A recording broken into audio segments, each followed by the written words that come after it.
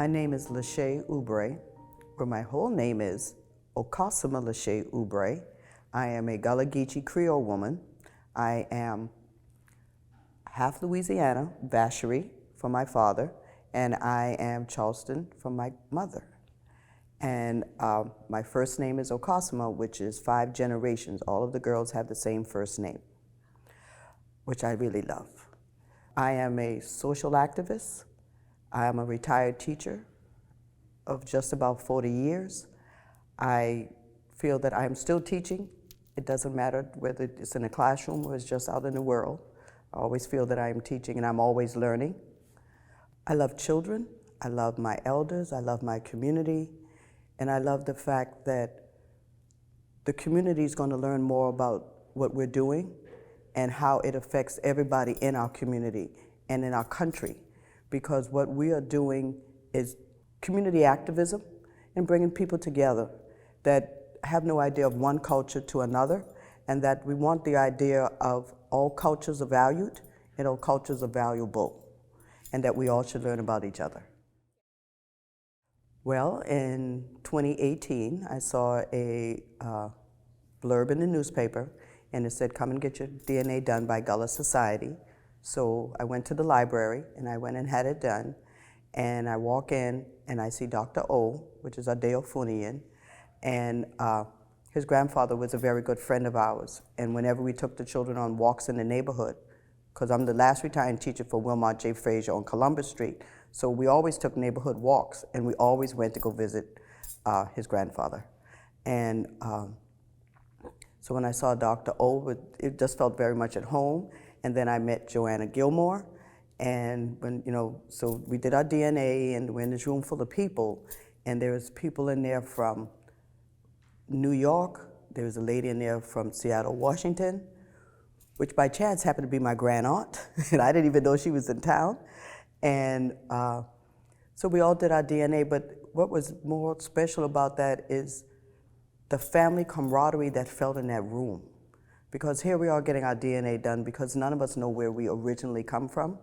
So it was an excitement. It was like a family reunion. And while I was there, Dr. O said, I would love for you to be our education outreach coordinator. Would you do it? I immediately said yes.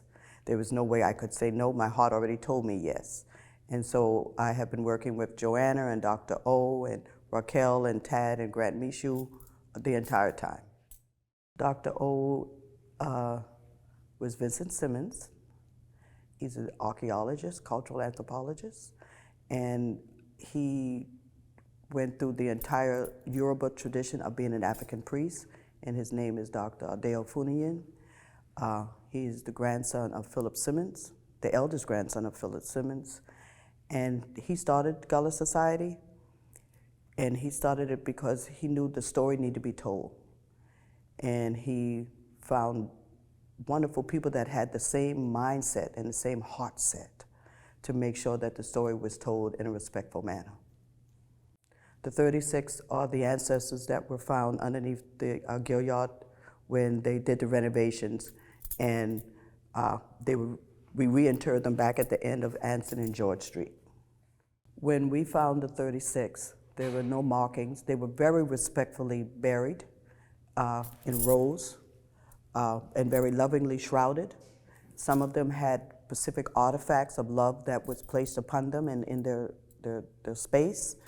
And they were reinterred with as much love as they could give.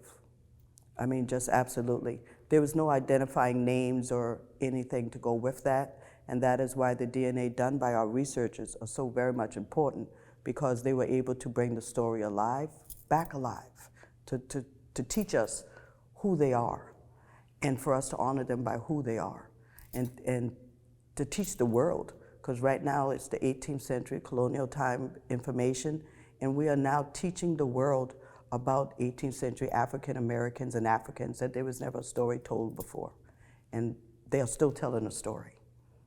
We have gone into 12 schools, and we taught them about the archaeology, anthropology, about the history of the 36, about the renovation of this building, about excavations. It was science, history, math, English, architecture, forensic science. So the children got a whole scope of a new world to them, and a new world for me also.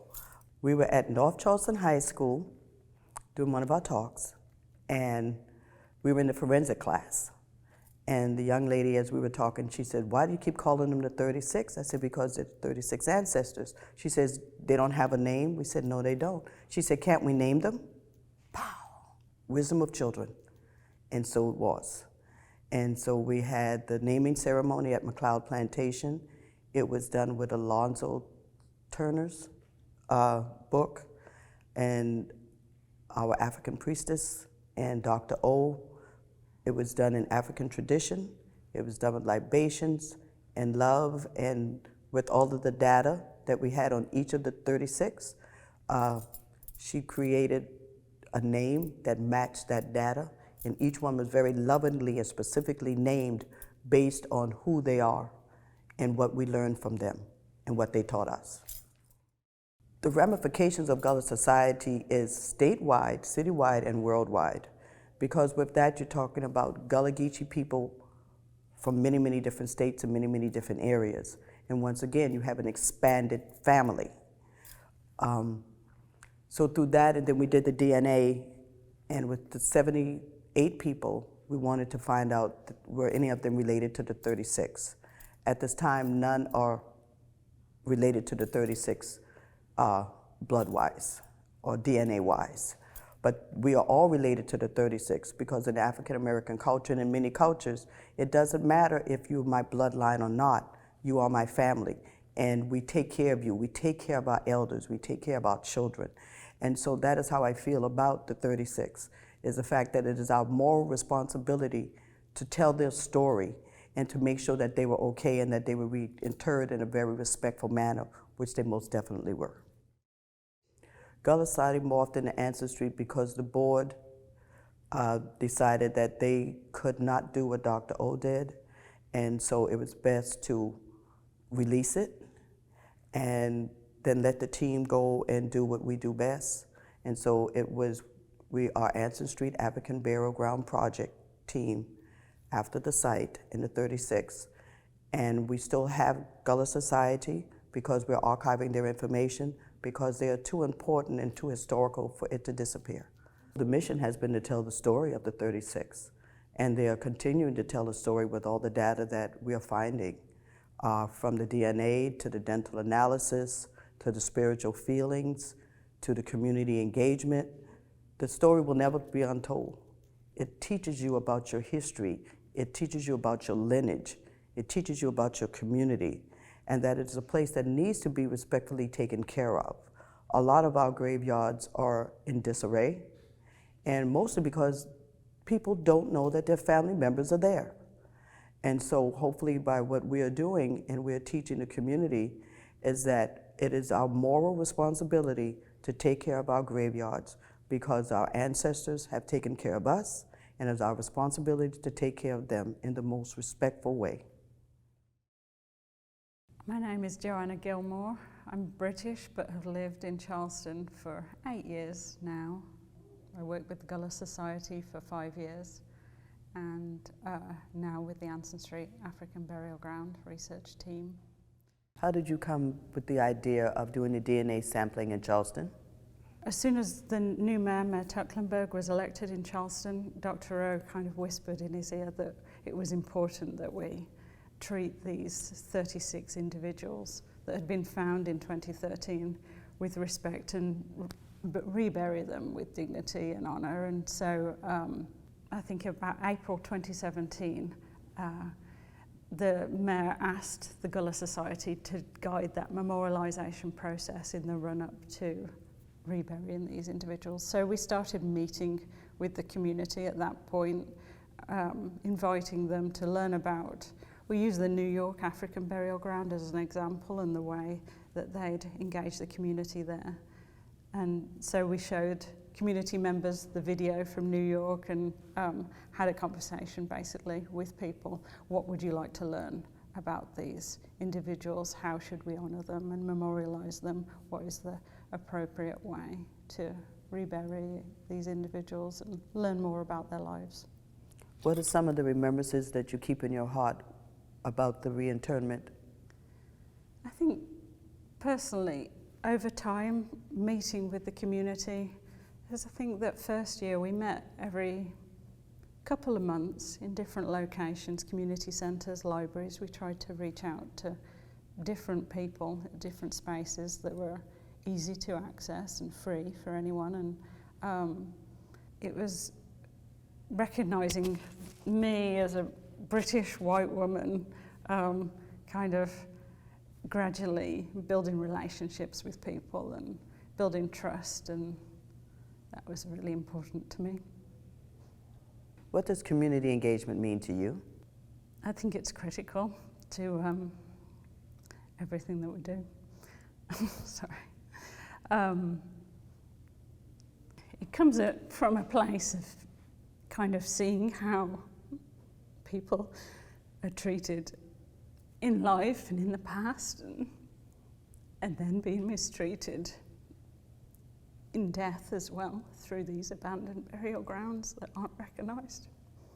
And so the least we can do is to engage people and make sure that people are having a say about their ancestors and their histories, and sharing that, and using that information and those stories to tell people about the possibilities of careers in archaeology and anthropology and history and sharing and science, and being able to share their own stories that way by being empowered and knowing that there's the option to go in that direction, but also just the sense of pride of being able to share a history that hasn't been told as part of Charleston's narratives that's so critical. In your field of study, what is important for the world to know about the 36 ancestors? I think it's important to use all the new techniques that we have available in science and in genetic anthropology, and all the different aspects of archaeology that come together, whether that's through isotope analysis or through the osteology as well, through new techniques, by looking at the dental calculus, for instance, to build a bigger picture, a fuller picture of these individuals' lives, to humanize these people, and so that they're recognized locally, nationally, and broader as individuals that contributed to this city, and so that everything that is embodied in their remains, recognizing that archaeology gives us a window on those lives that is not available through any other means, because the documents don't exist for people like this, sadly. So I think the most important thing at this point is to share this story, because it's such a unique opportunity to have 36 individuals, ancestors, sharing their stories from the late 18th century here in Charleston. It's rare to have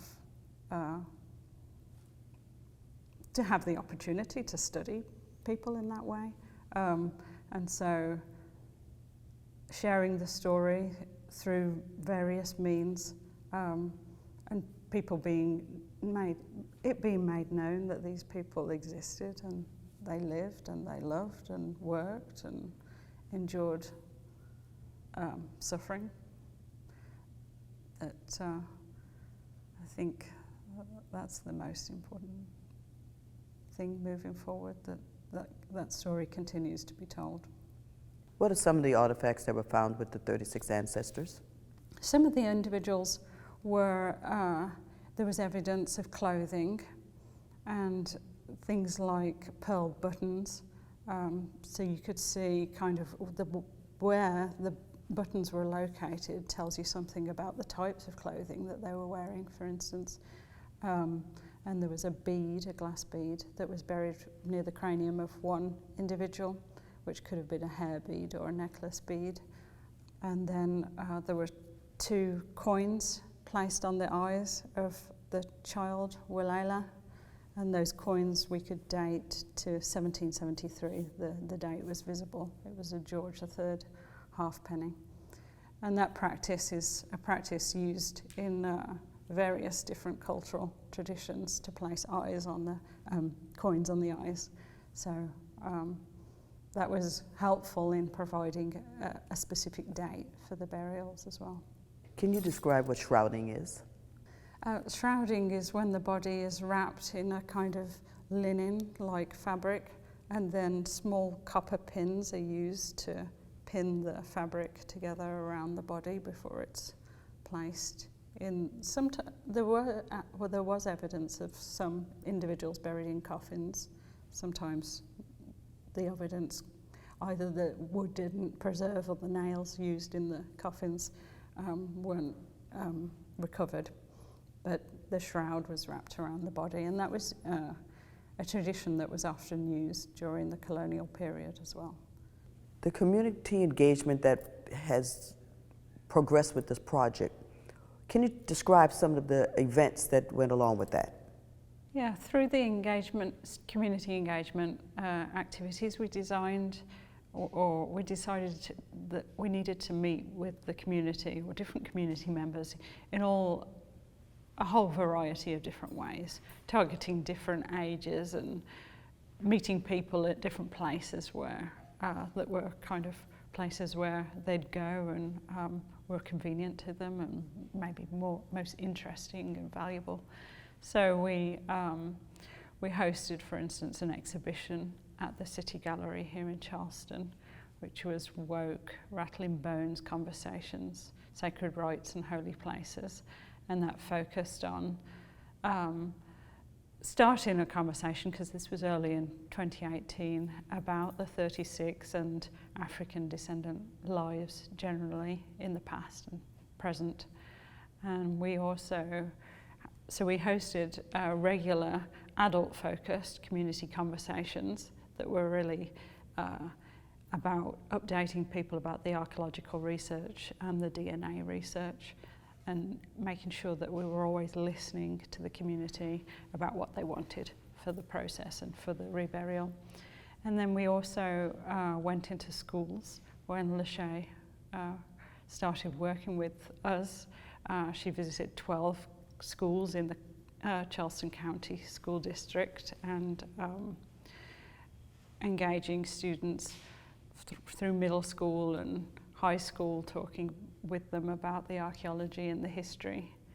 So one aspect was working with Redux Centre for Contemporary Art and 5 artists of African descent, which included Ariane Kinkoma, who's an indigo artist, and she worked with seniors, and they hand-dyed indigo and created indigo batik artwork, remembering their own ancestors, and created a tree of memories from their creations. And then artist Peggy Hartwell worked with young children in creating a quilt, and she's a quilt artist, and she also taught them about the history of enslaved people using quilts to share stories and pass along stories. And we also worked with artists Dontre Major in creating photos of Charleston past and present, Quadri Stuckey, and with Nick Jenkins as well, who recorded stories and created a kind of soundscape. And so all of these creations were put in a community art exhibition that was installed temporarily during the reinterment at the Civic Design Centre on Calhoun Street, and then it was on display at McLeod Plantation. And it's a site that really focuses on sharing the stories of the enslaved and their descendants, so we felt like it was an appropriate place to share the story of the ancestors and the way that the community had been engaged in the memorialisation process through the creation of this artwork.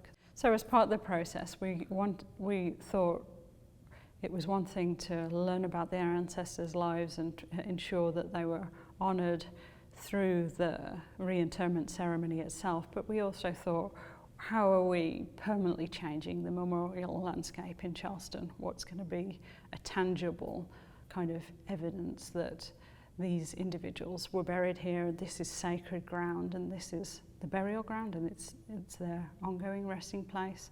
So we wanted to start the conversation about building a permanent memorial.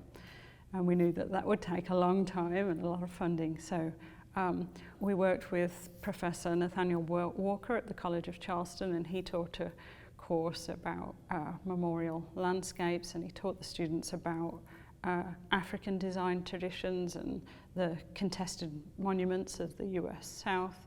And then as part of the process, the students had to design or propose a memorial. So each student created a memorial design, and then they presented it. We held a community event. They presented their designs to community members, and then people could comment on each of the designs, and then they took on board those comments and then created another set or updated designs based on the feedback that they received, and then that was on display in the Addlestone Library at the College of Charleston, again for further feedback. And then in the spring of 2019, we invited Rodney Leon, the architect for the New York African Burial Ground Memorial, to Charleston as well. And so we took him to some burial grounds located on Monrovia Street in Charleston Neck. And there's 4 African descendant burial grounds located on that street. And the one that's at the end is Zion Presbyterian Burial Ground, and that's right adjacent to I-26. And it's completely overgrown. The church that it was initially associated with has moved a few times, mostly because of gentrification in downtown Charleston. They've moved out as the congregants have also moved out. And so the congregation of the church had lost their connection with this burial ground. And it didn't actually really know that it was there anymore, and it was completely overgrown. So I think that was very shocking to Mr. Leon to see this burial ground that was almost completely inaccessible because of the way it was overgrown, and to look through the vegetation and see the gravestones in there. Adjacent to the burial ground, there's the Pacific Box and Crate development, and the developer, while they were building that development, they actually gave money to the board, to the Gullah Society, and they paid for the land to be cleared so that the burial ground could be documented and mapped.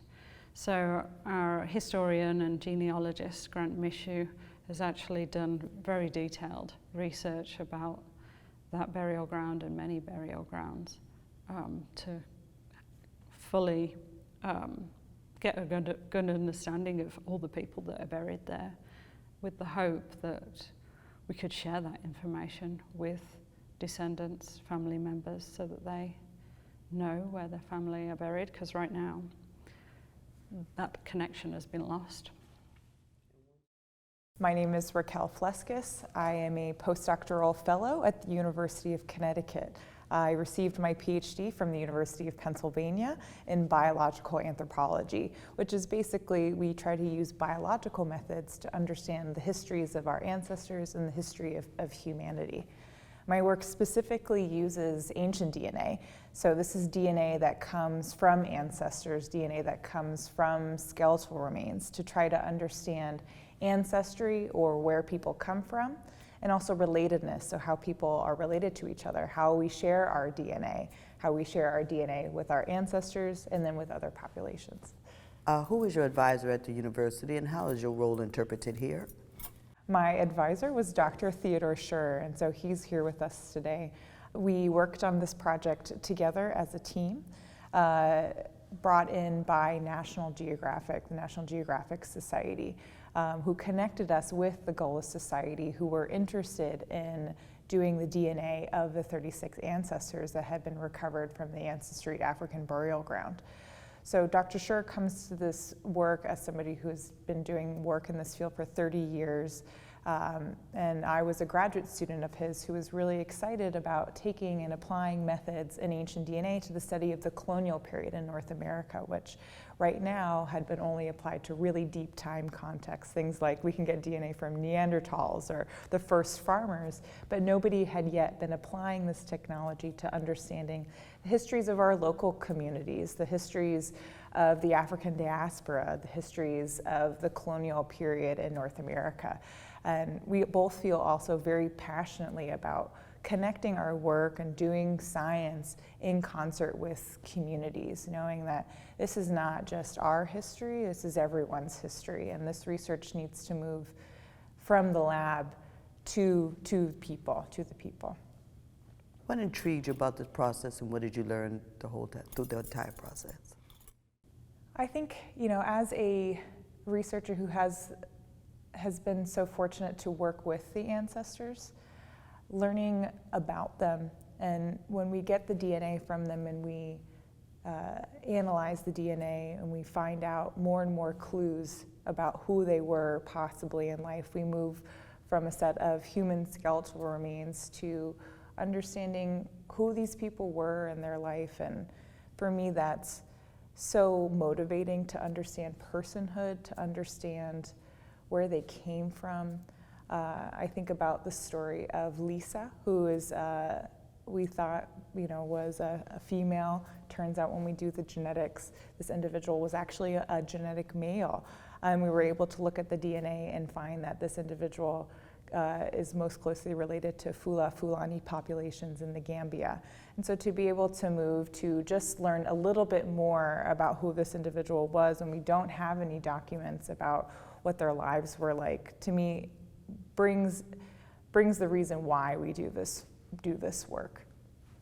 What is the power of community engagement? I think the power of community engagement in research is that it really brings the stories to life, right? When I'm in the lab and we're doing our lab processes, it can get very technical. We have to really worry about, is my pet tip hitting the right tube, and what concentrations do we have, and did it get spun down long enough? We get so caught up in these really specific bits of the process, but really the community is what brings it to life. The community is the why. The community is, what does this mean? What does this mean beyond what haplogroups or what regions are these individuals from? It means, well, what does this mean for people as living today that are trying to connect with their ancestors, trying to connect with the histories that they may only know so much about and want to learn more about. So the community engagement also, I think, is also a lot of accountability and responsibility as scientists, that we need to be accountable to the communities that we impact. We can't just do science for science anymore, right? It's science and its impact, is at the community level. When we talk about education and passing on this knowledge, what did you all do specifically about passing on the knowledge? Part of the DNA project with the Anson Street African Burial Ground is that we also felt really strongly about doing work with contemporary communities, so doing modern DNA sampling. And we really wanted to train a student from Charleston in how to do these methods. So we brought Adeyemi Udawal from the College of Charleston to come to the University of Pennsylvania to train in mitochondrial DNA methods. And so we went to the Laboratory of Molecular Anthropology, hosted by Dr. Theodore Schur, where I trained with Adeyemi on how to do PCR, so this is polymerase chain reaction, how to do gel electrophoresis, and the process of going from sample to sequence, how we go from just a little DNA swab that we take to all the little mutations, and how that helps us then interpret where people come from. And now Adeyemi is going to medical school, and it's really been a blessing to see him grow as a scientist, but also as a young man. He's been able to present this research at conferences, and I think he will be included on publications that come out of this work in the future. What is the year and period of the 36 that you discovered? The ancestors are thought to be interred between 1760 and 1790 AD. Now, these are approximate dates, but they're informed based on the archaeology, where we have pottery shards. So these are shards of ceramic that date to kind of the later 18th century. So that gives us a bit of a clue. We also have the coin, the George III copper halfpenny that was dated to 1773. And so this gave us a pretty hard date range that we know that's at the later half of the 18th century. Now, we also did archival work. This was conducted by Grant Mishu and Dr. Nick Butler. And what we did was project where we know the ancestry African burial ground is today onto historical maps from, let's say, 1790, where we can see that where ancestry is now was once the private property of a white land-owning individual who actually subdivided and sold the land the ancestry African burial ground was on by 1798. So this gives us a pretty relatively hard date about when likely the internment process is stopped. And so by inferring where the ancestry African burial ground is, we can try to understand, the internment date range and potentially also their enslaved status. So we have not been able to recover at this point any documents about the identities of these individuals or their status in life. And so given the fact that these individuals were found on property of white land-owning individuals, far from burial grounds for persons of free people of color, it is likely that these individuals were of enslaved status, but we don't know for sure at this point. Dr. Shore, could you tell me about your educational background? Well, I started my journey into the area of molecular anthropology from biology as an undergraduate at the University of Georgia to working in plant and human genetics afterwards, and then as a doctoral student training in anthropology at the Emory University in Atlanta. And from there I then did postdoctoral work at the Southwest Foundation for Biomedical Research in Texas, studying complex disease in Native American populations. From there I took a position at the University of Pennsylvania in 2001, and I've been there ever since. How does your background now relate to the 36 in Charleston? That's really an excellent question, because when I began doing this work, there were not people like me to train people like Dr. Raquel Flescus in these kinds of methods in a single program. So all the training that I did basically gave me the wherewithal to carry out work such as we're conducting now, which takes some understanding of archaeology, cultural anthropology, languages, history, genetics, and things of this kind. So, in some sense, I'm kind of primed to be able to carry out this kind of project, as is persons like Dr. Flescus who've been trained in a similar fashion. The power of this project is the fact that it's interdisciplinary in nature, and not only in a scientific way, but drawing on the expertise of people who may not be trained as scientists also. So the collective effort, but especially from the academic standpoint, people who have different backgrounds and expertises, are what lends strength to the outcomes of the work, the interpretations we make, and the kind of history that we can talk about. How does this project, in your mind, correlate with community engagement? It's easy for research scientists to do research with genetic samples, whether from archaeological individuals or from modern populations, analyze the data, come up with a story, understand the patterns of variation, come up with a history without any reference to actually living folks or just populations that you work with. So, but that basically is only half the story. And what you learn by working with community engagement is what people understand about their own histories, what they want to add to the story, which is important, because unless you work on the ground, and this is true ethnographically with any community, unless you're there on the ground and talking with people, you don't have the whole story about the history of the place, the people's experiences, what they think about their own ancestry, and even things that aren't in history books or in the research papers that you just can't find. And it enriches what we learn. The information is shared. It tends to be jointly produced, and it's more well informed as a consequence. And you build trust, and you build the possibility of broadening stakeholder participation in research, both at that time and also in the future. So it's enormously important, especially today when there's so much concern about doing helicopter science and coming in, taking samples and going away, and then not giving any results back to the community. giving back the results to the community actually in terms of community engagement actually is a starting point for new conversations, learning more and the project generating momentum and moving in different directions.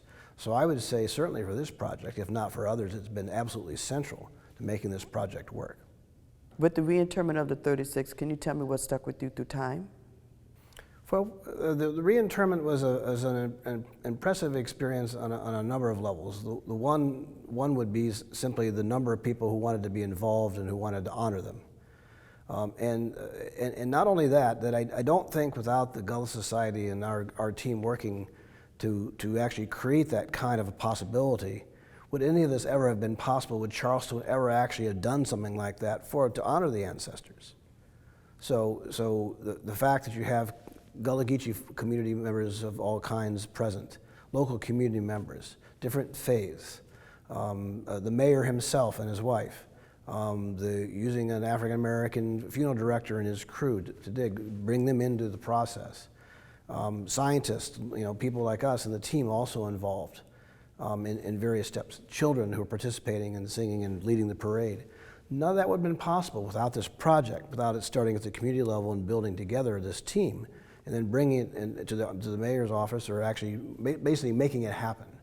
So it was quite extraordinary because it was so organic in that sense that it was not foreordained that we actually would have been able to do that once Gullah Society was tasked with the reburial. So to me, that was the whole genesis of this, and its emergence into this fantastic celebration was just great. It really was impressive, and I'll never forget it.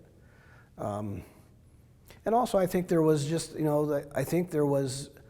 an important part of this. It was the fact that this was one of probably the few instances in Charleston's history where there was this kind of a gathering to actually acknowledge the importance of the lives of African American people in this kind of deliberate, celebratory, joyful, but also solemn occasion. You can't probably name another one that would have occurred, even in recent history. It's marvelous, and I think this is what we want to have happen in the future, to celebrate African American lives in Charleston going forward. Can you tell us about the new DNA and advancements of study that you all have studied recently? In addition to the really quite amazing DNA data that we've obtained by working directly with the ancestors themselves, studying their mitochondrial lineages and their genomic DNA, tracing ancestry and connections to various parts of Africa and elsewhere, and that story which emerges in union with all the archaeological and data that we've obtained and historical evidence. We determined, or we realized that we had another opportunity to broaden our view of their experiences in life by studying dental plaque, DNA from dental plaque in the teeth that actually traps bacteria that actually inhabit our mouths and which are reflective of our diet, possibly oral diseases and other kinds of sort of health statuses that we all have. So this is sort of cutting edge work, and the University of Oklahoma team, one of the persons who runs that organization is a good friend and colleague of mine. So we realized that this was a potential collaboration which could actually yield new details about the life experiences of the ancestors that we wanted to pursue. So over the course of actually early this year, Dr. Fleskis and I, Raquel Fleskis and I, went out there to train and analyze the DNA samples from dental plaque samples, the DNA in them, from 14 individuals of the ancestors. And we're now in the process of we've generated the data from those and beginning to sort through this. But what will come from this is we'll be able to tell this story about oral health, possibly diet, life experiences, maybe illness or sickness, maybe cause of death, because the bacteria that's trapped in the dental calculus tell those dimensions of their lives which you can't get from sequencing the DNA of the person, him or herself.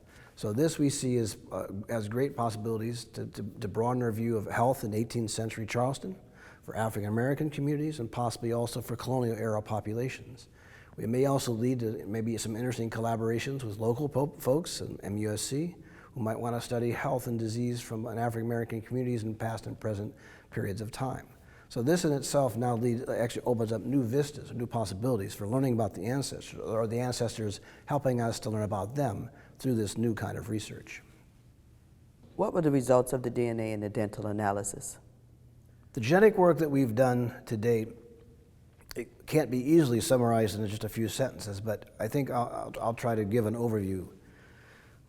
When we study the mitochondrial DNA, the maternal lineages of the ancestors, we have found that all of them, with one exception, have traced their roots back to West or West Central Africa. And to some extent, or maybe slightly more precise for some, at least for one individual, and Lisa, who actually seems to have some more direct connection to Fulani people in Gambia. So we're slowly piecing together maternal connections of the ancestors to different regions of the world. We've also seen evidence that one individual, Kusa, has a mitochondrial lineage which actually is related to those you see in indigenous Americans from North America. And what this suggests, which is also historically documented, is that there are interactions between people of African descent, African communities, African American communities, and indigenous communities, because we see genetic evidence of that fact. And that's borne out by the genomic evidence for Kusa as well. The genomic data also shows a complex array of ancestries, largely from the Gold Coast and the West Central Africa as well. And we're slowly trying to narrow down the relative genetic affinities of ancestors to living African populations at this point. And that's an ongoing process, and we're beginning to summarize that, or it's in the process of being summarized for publication. I think that and then of course what we're doing in this case is trying to relate all the genetic information to the isotopic data, which tells about birthplace and residency at time of death. We're hopefully in the future, while looking with other isotopic data, will tell us something more about diet in terms of consumption of plant and animals in relation to dental health and other things of this sort. That's in the future, but probably coming. We may be able to do something about that in the aspects of life history and experience. The dental calculus data, as I mentioned, is going to tell us a lot about health and disease in novel kinds of ways. And even maybe identify species of bacteria that no longer exist, because the data coming from the ancestors is from the 18th century, and now here we are in the 21st century in the period of where antibiotics and other things and brushing teeth will change what kind of oral bacteria we happen to have. But we clearly see that the ancestors have their roots in Africa, and they're a very diverse group. And we know this is important because we know that thousands, tens of thousands of people were brought into Charleston as part of the slave trade from various parts of Africa, in some cases selective places because of their expertise in rice agriculture and other places. And our data largely bear out that kind of information we have from slave ship records, archival information, and other data that people have generated to this date. So our data are confirmatory of this broader story while adding new details and insights into the ancestors of individuals, which we never would have had without being able to work with those human remains from this particular time period, which is happening. Remember, this is a time period. The reinterment is a time period from about 1760 to about 1790, which is just before the emergence of the United States as a country. It's in the colonial period, but right at the cusp of its transition into nationhood. So they represent a snapshot of these lives in Charleston prior to the transformation of the social and political lives, because of this new political formation which is taking place. And of course, their descendants, so they will continue. The slave trade continues for a number of decades beyond that point before it's finally abandoned and finally cut off. But we are dealing with this unique period of time in Charleston's and also in American history, and the ancestors. The data we generate from working with their remains is telling us something unique about this period of time in Charleston and the lives of African Americans who were living at this point in time. How would you describe this project to people in the community? What's important about this project that we've not already discussed is that despite the small group that we are, the science and the research we've carried out is really world class. We've done work which is gaining international recognition because we're pushing the boundary in terms of the analysis. We're showing the world how you actually do community-engaged research, which actually brings people together and tells stories jointly. We've shown how you build stakeholder investment in projects and actually move that work forward in different ways, which is other people are trying to emulate. But the ancestors' story is now reaching, it's changing the way people think about how to do science. So despite the fact that this was the accidental discovery of the ancestors in 2013, and despite the fact there was ambiguity about what to do with them in 2017, since that time, we've done extraordinary work to tell the story of the ancestors using all the available techniques that are here. And in the process, we're changing how science is going to be done. We're putting Charleston on the map as a center for this kind of work. A place where Charleston is having to confront its own history of slavery, but trying to do it in new kinds of ways that other places may not be. It isn't the most likely place that you might imagine where this kind of new work would be done. But in fact, it is. And so now we have a chance, as this community, with the community here, you and I, members of our team, is to do really extraordinary things that are going to change how we view the world, and hopefully will have an impact socially and politically to change how we think about race, the history of slavery, the contributions of African Americans to Charleston, and the importance of these persons for centuries in this place where we're working now. And it's all coming because we invested ourselves in telling the story of the ancestors. My principal project that I engage in presently is African American burial grounds. And I locate these abandoned burial grounds, and I try to first identify them and then make it known that they exist, and then to map them. By mapping, I mean identifying who's buried in those graves, names, where I can get genealogical information, giving some identity to them. But what I have discovered is that those are our ancestors, and though they are no longer in their physical containers, which we call our bodies, they're always with us. They're always with us.